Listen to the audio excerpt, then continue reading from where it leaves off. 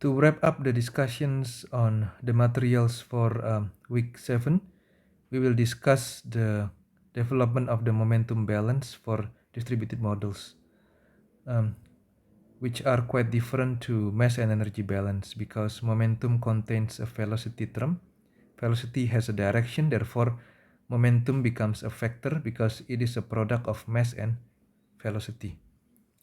We will use the same cube element that we have used before for the mass and energy balance derivations in here. We are only again inspecting the directions in the x directions only. Okay, so the accumulations of momentum will be defined by these terms. I will not go through the derivations of the units again. I would encourage you to do it yourself.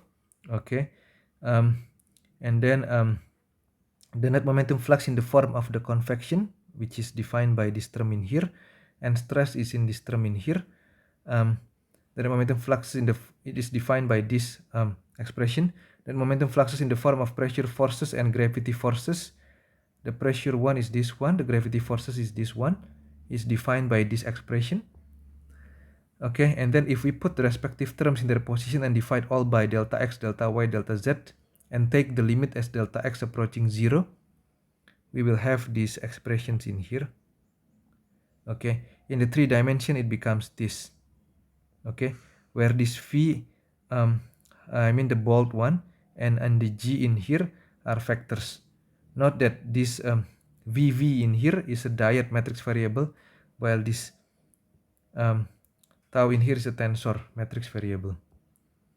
So we discuss a simple example for this momentum balance. If we can assume that the fluid is incompressible or it has a constant density, as is normally the case for the conventional liquid, and then if the fluid behavior follows Newton's law where the stress is proportional to the velocity gradient, and then in the x directions gravity doesn't exist, then we can simplify the previous equations in here into these equations in here, or what we called as a famous Navier-Stokes equation. Okay, and this Navier-Stokes equation can be extended into 3 dimensions to have this form of the equation. Okay, if we talk about the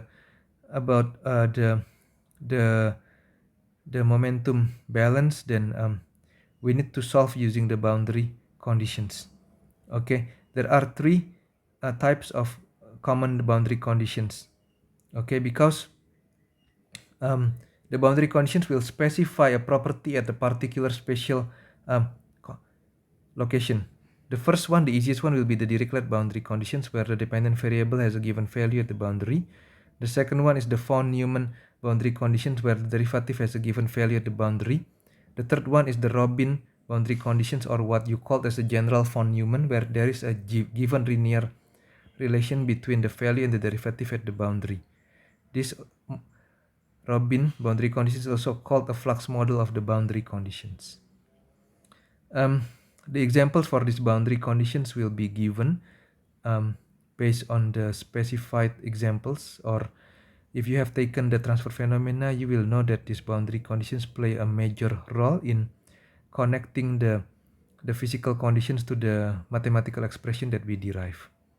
Okay, with these discussions on the momentum balance and the boundary conditions, I conclude the online lecture recording video for week 7. Thank you for listening.